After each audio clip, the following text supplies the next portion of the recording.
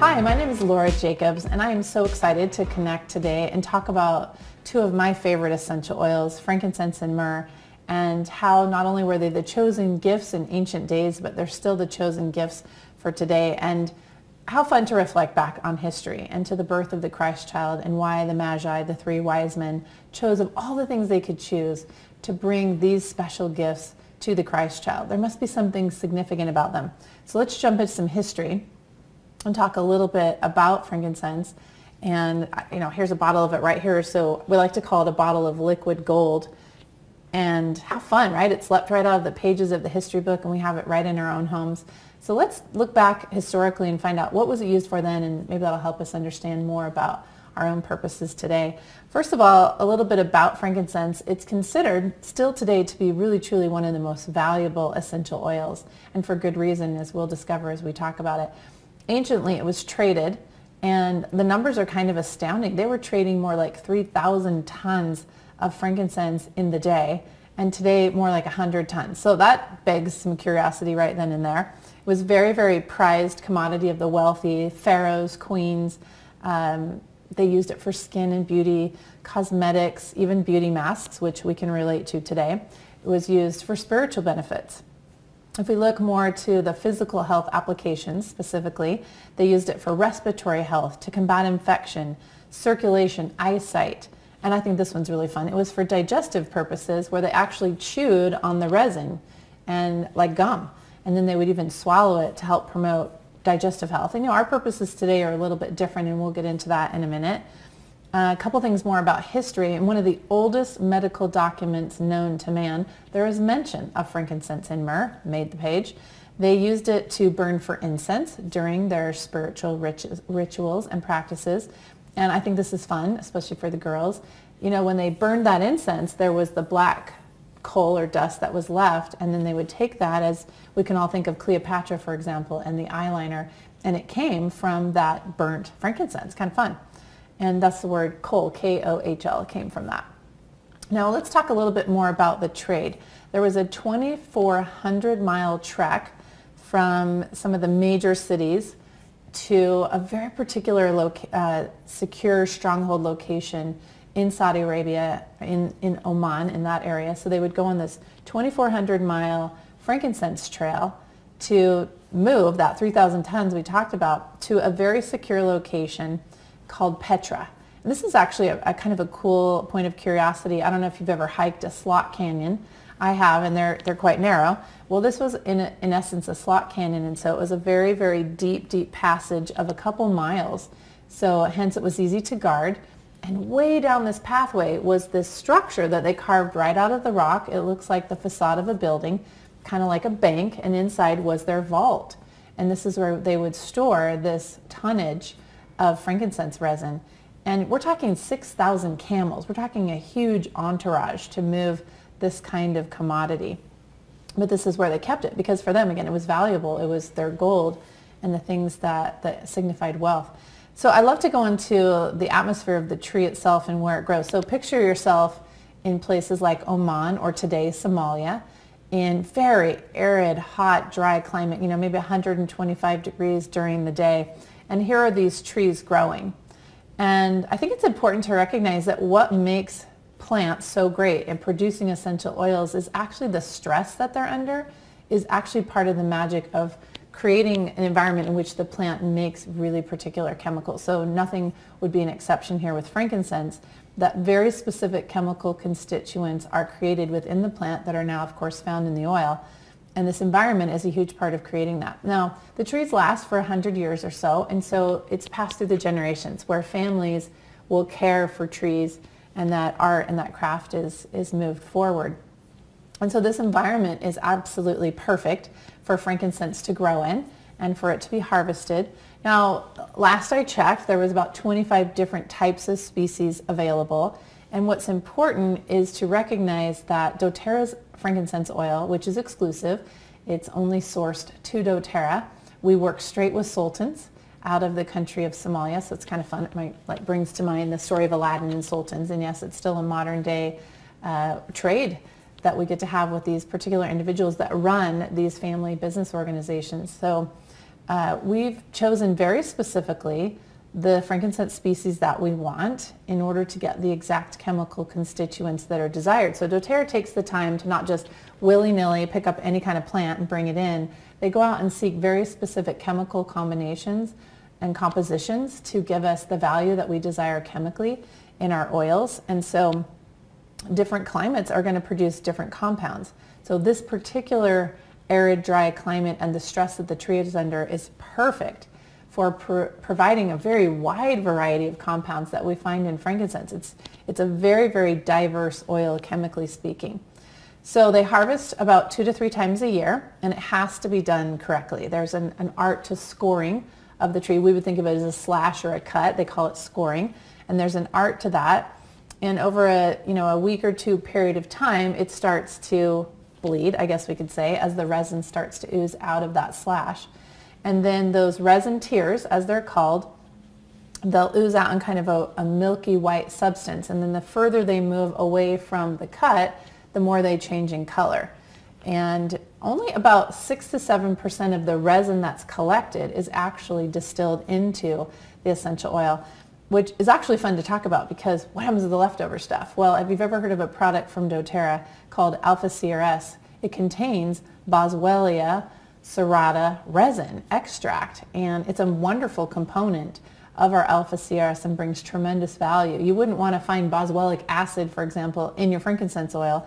That would mean it wasn't pure, and yet you would want to find Boswellia extract, for example, in our alpha CRS product because it brings tremendous value to all the merits of that product.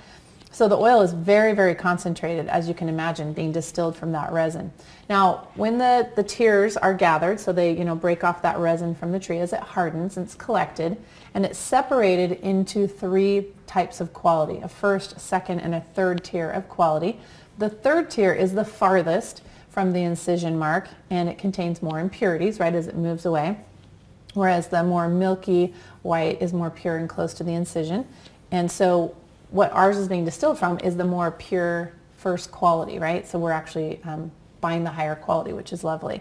And it takes time. Not only does a man need to go out, typically it'll be a husband and a family, and he's going to go live perhaps even in a cave for a number of weeks or even months to gather the resin. And he's going to bring it back to the women. I've seen pictures of this, and they're sitting on the ground and they're sorting the tears out into these 3 piles, and then of course it's packaged up and sent off. So then when it comes to the distillation process, there's a very unique type of distillation that's required for frankincense because it's a resin, right? It's different than plant material we might think of from, say, like peppermint leaves.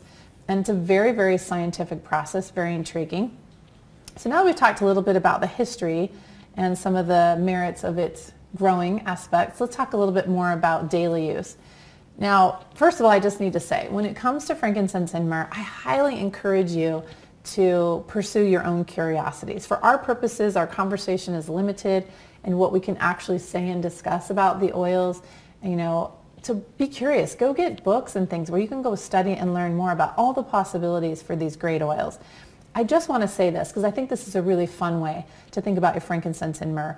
Is if we go into the Latin language, we find 2 words. One word is matter, M-A-T-E-R, and the other word is pater, P-A-T-E-R. So matter, that's a word we're familiar with, but we have 2 T's, so matter meaning matter. Yes, that's a Latin interpretation of that. And pater with a single T, think of the word pattern. So pater meaning father or pattern, matter meaning mother or matter. So I want you to think of kind of this mother-father relationship with our frankincense and myrrh and how they bring in sort of what we might call from a Chinese perspective a yin and a yang partnership. And keep those thoughts in your mind about how does myrrh help us with the matter aspect of our lives and how does frankincense help us with the pattern aspects of our lives. So as we go into frankincense, we find wonderful historical evidence, right, of the value of its terrific diversity because of this chemical diversity, and we want to really capitalize on that. So for skincare, for example, whether it's cleaning the skin, restoring or rejuvenating, even for those of us where the skin might be drooping a little bit, right? It's good for that, those kinds of things. Other places where we have skin, maybe that we don't think about so much, would be places like our gut. I often think of us kind of like a donut, and we have skin on the inside and outside, and so it's fantastic for our gut skin, as well as our mouth, like our gums. that kind of skin we have in our mouth. It's fantastic for supporting any of those areas of the body. It's also terrific for simple immune support or immune stimulation. It's fun to highlight one of the chemical constituents is alpha pinene, and it brings such incredible value to the chemistry of frankincense. Also respiratory health.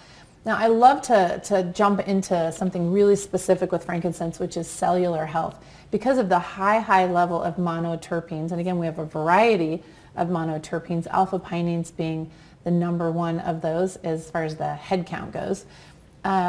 This chemistry brings incredible value for our cellular health because it's able to help us create and support normal processes in the body. You know, every day we need to make sure our cells are keeping up, right? Making sure they're staying on their game. Some cells need a little bit of that. Same thing like our skin, right? Rejuvenation, restoration, cleaning, purifying. And others need a little encouragement to go about their business of finishing their lifespan. These are normal processes in your body every day where cellular life, longevity, and cellular apoptosis are normal activities. And frankincense is awesome at encouraging an optimization of both of those processes. It's also fantastic for supporting liver health. You know, your liver is designed to produce enzymes on a daily basis to help you eliminate toxins and waste, and it's fabulous at helping with that. All right. Now, this is a neat way to talk about frankincense. Its aroma is such a powerful component of what it has to offer. So I'd like to talk a little bit about diffusing the oil or rubbing it on the back of your neck, bottoms of your feet, or just simply, you know, this is a favorite way to use the oil, is just to simply take a drop or two, place it in the palm of the hand. You can mix it with maybe some favorite oils. It blends fantastic with things like peppermint or citrus oil or lavender or some combination thereof. Rub it between the hands and then just cup it over the face and breathe it in. And it's kind of a pine type smell, right? It does smell kind of tree-like, which is just lovely and really refreshing and has a rejuvenating aroma. So this is going to be super helpful in areas like mood, when we want to uplift mood or enhance mood or stabilize mood, create a sense of well-being. These are all really important aspects of feeling well, right? In addition, it's fantastic at alleviating things like stressed or anxious feelings. And that's a real neat partnership there, because when we are moving into an area of excessive stress or anxious feelings, we actually tend to interrupt our chemical flow and get distracted. And so by dissipating those feelings, it allows more of our natural chemistry to be available for supporting uplifted moods. It's wonderful for the brain. We could talk about the brain all day long. It's fantastic for that. It's particularly great for stimulating the limbic brain, which we often refer to as our emotional brain. It's a nerve tonic, so it's great for the nervous system. It's great combined, as I mentioned, with other oils, especially if you want to do things like calm stress or reduce things like tension. All right, now I want to share something just kind of a little bit special and different than maybe what you've thought about, and that's oftentimes we don't consider the real personality of the oil and what it has to offer to us emotionally. So I'm highlighting here, as you see the slides coming along with my presentation, a cover of a book called Emotions and Essential Oils. And I'm showing and highlighting here a page on frankincense. And this is something I invite you to go explore for yourself and to learn more about the personality of the oils and what they have to offer emotionally. And I'll just keep this really, really simple. You know, you see here the subtitle on the page is the oil of truth. And if I was to say in a simple way, what does frankincense bring? It brings about an ability to purify ourselves from the things of the world. So think about like, what makes you feel toxic, right? So whether it's relationships or just, I don't know, exposure to everyday stuff, right? And we're supposed to naturally be processing toxins all the time. And sometimes we want to do a better job of processing, you know, toxic emotions that are normal, part of our everyday life. We just want them to kind of move along, right? And eliminate them. So I want to invite you to consider that frankincense is an amazing partner to your healthy emotional life. And I've provided a slide here for you, a really up close and personal view of this slashing and that resin coming out, and what a beautiful image that is, and then the tree. And I want you to pause for a minute and take a look at this frankincense tree and say to yourself, well, what does it look like? And I've asked lots of audiences this, and I got a great response. If you look at it, it really has the shape of a brain, and it's actually brain food, right? So nature will oftentimes kind of give a view of itself of some item. I don't know, here's a good example. A kidney bean, it looks like a kidney, right? If you slash a carrot open and then you look at the butt end of the carrot, it actually looks exactly like an iris. And we always talk about carrots being eye food. So kind of similar idea here with the frankincense, that if it were to tattletale on itself, like what does it bring? It looks like a brain, but looks like the entire nervous system inside of the brain. And if we look at its circumstances in living, it's growing in rock, right? So it has to have unbelievable tenacity to hold on and grow over a cliff, for example. It grows in tremendous heat, so it's got to be enduring. So what its chemistry offers us, right, is that as it develops its chemistry by living with tremendous tenacity and endurance, it brings that chemistry to you. So when you want to experience the ability to have longevity and tenacity and feel more healthy and to eliminate and purify yourself from the things of the world, frankincense is your partner. So what a better partner than for everyday use of. I love frankincense for everyday usage. To think of it as a partner for everyday great health. And one of my favorite stories about the frankincense tree is the more it's scored, the better it performs. So, you know, sometimes we might want to think of life like, don't touch me, life. I don't want to be, you know, hurt by you. But you know what? It's by having experiences in life that we become better and better people. And I think frankincense is beautiful at bringing us that message. So let's move on to myrrh. Just kind of some of the technical stuff about myrrh. It's also steam distilled. If we were to talk about its aromatic description, some might say it smells hot or smoky or herbaceous or woody, dry. It's more bitter. It's more of a bitter tasting and smelling herb. And I think a great way to summarize all that is it's earthy. Again, the resin is what we use from the tree, very similar. And it's sourced from Ethiopia. And it's very high, again, in certain compounds, especially a group of chemicals known as sesquiterpenes, which brings, again, tremendous value. And unlike any other resins, kind of fun little trivia, it expands more when it's heated.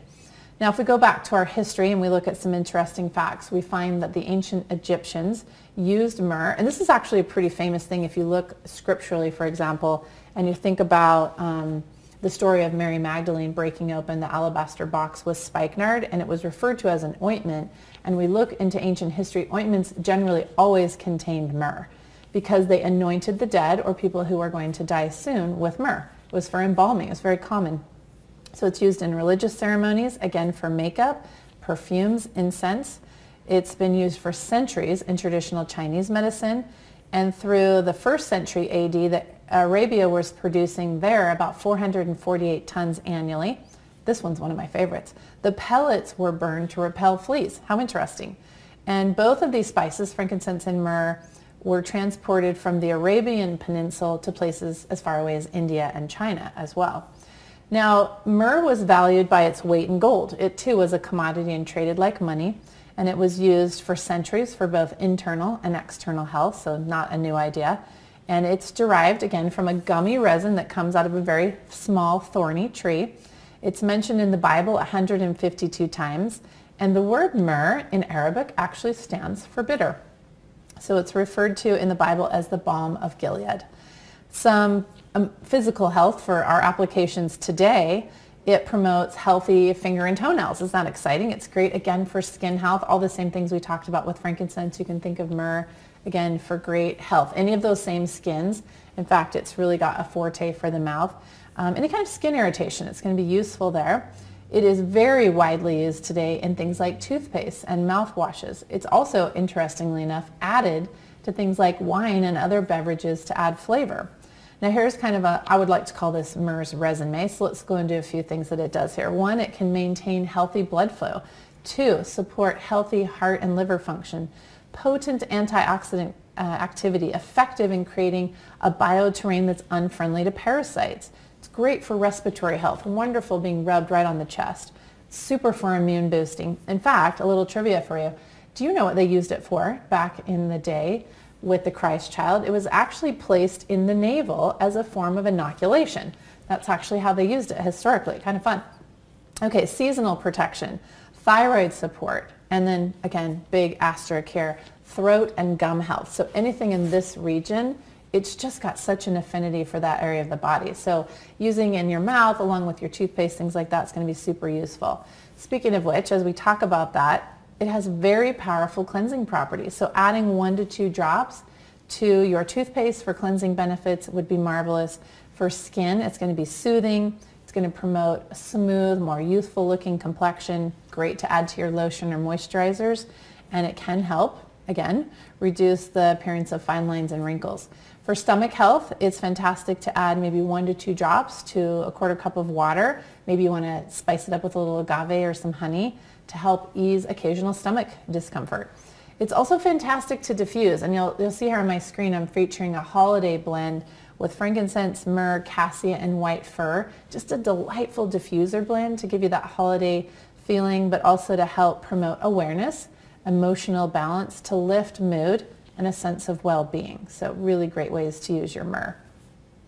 Now additionally, just kind of a last mention, not only to myrrh, but most especially with frankincense, it's just so valuable for soothing and comforting. So whether you've had a strenuous workout, we all need a little soothing after a strenuous workout, or maybe you've been moving and lifting boxes, or it's just been a long day, reach for that frankincense. In fact, I really like to combine it with my deep blue rub. I'll oftentimes put frankincense on first directly on the skin and then top it off with some deep blue rub, and it's just fantastic for bringing all those extremities and back, right? Back to their good order. It's fantastic for lessening tension in the shoulders, the head, neck, any of those areas where we would desire that. And again, just sharing with you here at the last regarding myrrh, the emotional aspects of myrrh, and featuring again the book and a page out of the book, and again inviting you to go and experience more of it. Here the subtitle on it is The Oil of Mother Earth, and I want you to think again of frankincense as your daddy oil and myrrh is your mama oil, and just go to them when you need that feeling that we all need good parents, right? And we need to feel that energy, and both of them are so comforting and so restoring and so rejuvenating, and deserve to be part of your daily routines. And just a little caption here that I've provided for you on the slide, that like historically, like we think of it, I want you to think of it emotionally this way, where frankincense was purifying us from the things of the world. The myrrh is more about inoculating us from the things of the world. So we can think of it that way emotionally, and just really enjoy having it as a partner in your daily life, in your daily routine, to just surround yourself, right? Just like a mom and a hug. It's a great way to help us stay feeling protected and insulated from things that maybe generally can wear us down. Now I'm featuring for you a wheel. It's a properties wheel. It can be found on doTERRA.com. If you'll go to our advocates and go to the tools selection there under the menu, you'll find things like brochures and flyers as options. Click on flyers and you can download a PDF of this wheel. It's called the Oils Properties Wheel. And right now what you're seeing on my screen is the front side of that, showing how we can actually choose our oils by their properties. And I just really want to encourage this method of use. And so frankincense is located on the front side of the wheel, and as you look at that brown section there, you can see on the outer ring it's titled Renewing. So if we're looking for a soothing oil, or rejuvenation or energizing, we can look for these different terms on the wheel. And so each oil is featured in one place, and frankincense is featured as renewing. And so I just want to invite you to use the wheel as a regular everyday tool for you, and ask yourself the question, what do I want to feel more of in my life? I want to feel more energized. I want to feel more calm. I want to feel more soothed. I want to feel more renewed. And use this wheel to go to it and discover what oil would be recommended for you. You're going to have a few choices. And then behind that, deeper into the wheel, you're going to see that chemistry, and you're going to start to get more and more familiar with what makes these oils so great. So there you're going to see alpha pinene featured, for example, in regards to the frankincense. If you flip it to the backside, I'm not showing that image, you're going to discover myrrh is featured on the backside, which is more of a sesquiterpene focus, front side monoterpene. And myrrh, of course, is very grounding and very soothing, as we've already talked about. So that's going to be an exciting way for you to continue your education on how to use your oils and feel really empowered about making those choices. And lastly, it's always best to end with a discussion on application methods. And as you can see, there's lots of different ways to use these two oils. Of course, diffusing them is amazing. You've got some ideas on how to move forward with that, especially for mood and for respiratory support, just keeping the air awesome to breathe. And then of course, topical, any place you just have something you want to, take it to a new level, put it on that location. Either of them are going to be great for those purposes, especially we focused on skin and the soothing and the comforting aspects. And then lastly, internal, they're both fantastic for internal usage. So whether it's, taking an oil and